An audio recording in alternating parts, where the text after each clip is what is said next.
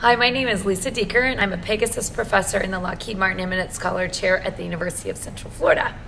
And three research initiatives that I'm currently working on is that one of them is Teach Live. It's a mixed reality virtual simulator that can be used for teachers to practice teaching students without harming real kids.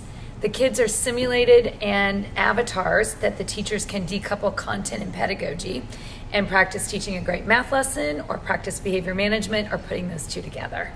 The second initiative that I'm working on is really thinking more and more about how we get student learning outcomes for students with disabilities in STEM classes.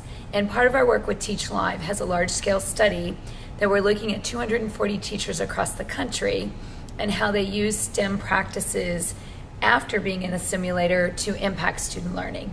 And the third initiative is one that's really been throughout my whole career, is how do we get more and more students included and advocate for what they need in the most inclusive environment they're capable of being of. And the research in that field is one that's always hard to think about because inclusion is a philosophical belief that all kids should have access to the most or the least restrictive environment possible. And so I really do believe those three initiatives together could really make an impact on education.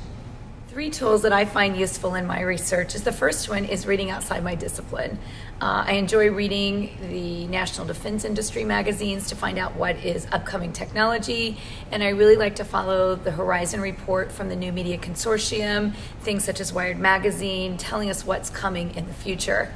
The second thing that I find very useful is learning any kind of new technology tool, such as Zotero or a web course that allows you to keep your references straight. So as you become a longer, bigger, stronger researcher, you have more and more tools that you can use.